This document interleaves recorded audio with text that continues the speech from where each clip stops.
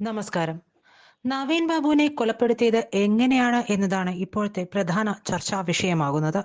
മർമ്മത്ത് ചവിട്ടിയായിരിക്കാം എന്നത് പുറത്തുവന്ന സൂചനകളിൽ ചിലത് മാത്രമാണ്. പക്ഷേ അതിൽ നിന്നും വിഭിന്നമായി മറ്റൊരു സാധ്യത നവീൻ ബാബുവിന്റെ കുടുംബത്തിനു വേണ്ടി അഡ്വക്കേറ്റ് ജോൺ റാൽഫ് ഹൈക്കോടതിയിൽ ഉന്നയിച്ച വാദങ്ങളിൽ ഒന്നിൽ ഉണ്ട്. അതിൽ പറയുന്ന പ്രധാന കാരണം നവീൻ ബാബുവിന്റെ വിസ്ര, അതായത് ആന്തരികാവയവങ്ങൾ ടോക്സിക്കോളജി പരിശോധനയ്ക്ക് അയച്ചില്ല എന്നത് തന്നെയാണ്. പല ചർച്ചകളിലും, ചാനൽ ചർച്ചകളിലും ഇത് ചർച്ചാ വിഷയമായി മാറി. പക്ഷേ എന്തുകൊണ്ട് ഇത് അയച്ചില്ല എന്നതിൽ ആരുമൊന്നും പറഞ്ഞില്ല. ഈ ചോദ്യമാണ്, അതിനെ തുടർന്നുള്ള ആശങ്കകളുമാണ് ഹൈക്കോടതിയിൽ കുടുംബം ഉയർത്തിയിരിക്കുന്നത്. അസ്വാഭാവിക മരണങ്ങളിൽ ആന്തരികാവയവങ്ങൾ സംരക്ഷിക്കുകയും ടോക്സിക്കോളജി പരിശോധനയ്ക്ക് അയക്കുകയും ചെയ്യുന്നത് വിഷമുള്ളിൽ ചെന്നിട്ടുണ്ടോ എന്നറിയാനാണ്. അതെ, അദ്ദേഹത്തെ വിഷം കൊടുത്ത് കൊന്നതാകാനുള്ള സാധ്യത തന്നെയാണ് അദ്ദേഹത്തിന്റെ കുടുംബവും കോടതിയിൽ ഉയർത്തിയ വാദത്തിലൂടെ മനസ്സിലാക്കാൻ സാധിക്കുന്നത്.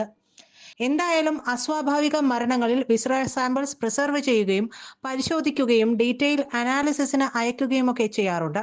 സാധാരണഗതിയിൽ ഈ സാധ്യത അറിയുന്നതിന് ടോക്സിക്കോളജിക്കൽ അനാലിസിസിന്, അതായത് വിഷപരിശോധനയ്ക്ക് അയക്കുകയാണ് ചെയ്യുന്നത്. എന്നാൽ ഈ കേസിൽ ആന്തരികാവയവങ്ങളോ രക്തക്കറകളോ സംരക്ഷിക്കുകയോ പരിശോധിക്കുകയോ ചെയ്തിട്ടില്ല.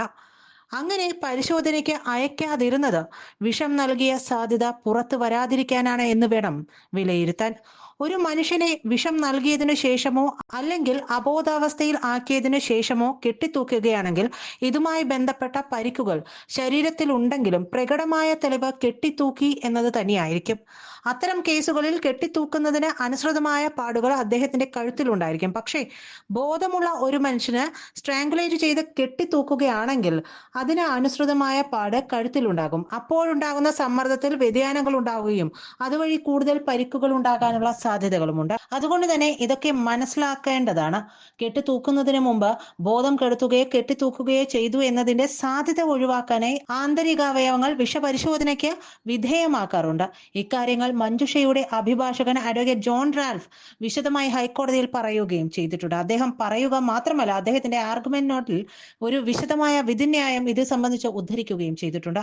ആ വിധിന്യായം Ashokan versus state of Kerala 2016 ഹൈക്കോടതിയിലെ ഈ കേസ് ഉദ്ധരിച്ചാണ് നവീൻ ബാബുവിന്റെ കൊലപാതക സാധ്യത തെളിയിക്കാനായി അദ്ദേഹം സൂചിപ്പിച്ചിരിക്കുന്നത്. ആ കേസിൽ സംഭവിച്ചത് ഒരു മനുഷ്യന് സയനൈഡ് കൊടുത്തതിനു ശേഷം ആഴം കുറഞ്ഞ വെള്ളത്തിൽ മുക്കി എന്നുള്ളതാണ്. പോസ്റ്റ്മോർട്ടം ചെയ്ത ഡോക്ടർ വെള്ളത്തിൽ മുങ്ങി മരിച്ചതാണ് എന്നതിന്റെ അടിസ്ഥാനത്തിൽ ആന്തരികാവയവങ്ങൾ പരിശോധനയ്ക്ക് അയച്ചില്ല. എന്നാൽ അതിനുശേഷം ഡയറ്റം എന്ന ടെസ്റ്റ് നടത്തിയപ്പോൾ മുങ്ങിമരണ സാധ്യത തള്ളിക്കളയുകയാണ് ഉണ്ടായത്. അങ്ങനെ പിന്നീട് ഈ കേസിൽ അന്വേഷണം നടന്നു. അങ്ങനെ അന്വേഷണം നടന്നു വരുമ്പോൾ മൃതദേഹത്തിനടുത്ത് ഒരു കുപ്പി കിടന്നിരുന്നതായി കണ്ടെത്തുന്നു. അത് പരിശോധിച്ചപ്പോൾ സോഡിയം സയനൈഡിന്റെ സാധ്യത കണ്ടെത്തി. കോടതി ഈ കേസിൽ പറഞ്ഞത് എന്താണെന്ന് അഡ്വക്കേറ്റ് ജോൺ റാൽഫ് ഇങ്ങനെ പറയുന്നു. മരണമടഞ്ഞ ആളുടെ ആന്തരികാവയവങ്ങളിൽ സോഡിയം സയനൈഡിന്റെയോ പൊട്ടാസ്യം സയനൈഡിന്റെയോ സോഡിയം കാർബണേറ്റിന്റെയോ സാന്നിധ്യം സുപ്രധാന വിഷയമാണ്. ആന്തരാവയവങ്ങളുടെ രാസപരിശോധനയുടെ അഭാവം ഇക്കാര്യം അന്വേഷണ ഉദ്യോഗസ്ഥർക്കോ പ്രോസിക്യൂഷനോ കോടതിക്കോ ലഭ്യമാകാതിരിക്കാൻ ഇടയാക്കി. ഇത് പോസ്റ്റ്മോർട്ടം സമയത്തുണ്ടായ വീഴ്ചയാണ് എന്ന് പറയാൻ ഞങ്ങൾ ആഗ്രഹിക്കുന്നു.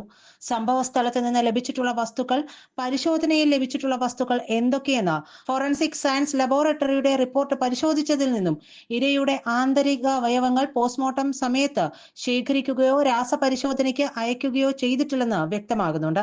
ഇത് ഫോറൻസിക് സയൻസിലെ അല്ലെങ്കിൽ അന്വേഷണത്തിലെ ഗുരുതരമായ വീഴ്ചയാണ്. പ്രത്യേകിച്ചും ഇത് അസ്വാഭാവിക മരണമായതുകൊണ്ട് അസ്വാഭാവിക മരണം സംഭവിച്ച കേസാണെന്ന് വ്യക്തമാക്കി ഉപേക്ഷിക്കുന്നതിന് പകരം മരണത്തിന്റെ സ്വഭാവം എന്താണെന്ന് കണ്ടുപിടിക്കാൻ അന്വേഷണ ഏജൻസിക്കും സ്റ്റേറ്റിനും ബാധ്യതയുണ്ടായിരുന്നു. മറിച്ച് ഇന്ത്യൻ പൗരൻ ആയതുകൊണ്ട് തന്നെ ഇത് സ്റ്റേറ്റിന്റെ ഉത്തരവാദിത്തവുമായിരുന്നു. ഇതാണ് ആ കേസിൽ പറഞ്ഞിരുന്നത്. ഇതാണ് അഡ്വക്കേറ്റ് ജോൺ റാൽഫ് ഉദ്ധരിച്ചതും. പലതരത്തിലുള്ള വിഷങ്ങളുണ്ട്. അവയ്ക്ക് മണമോ നിറമോ ഉണ്ടാകാറില്ല.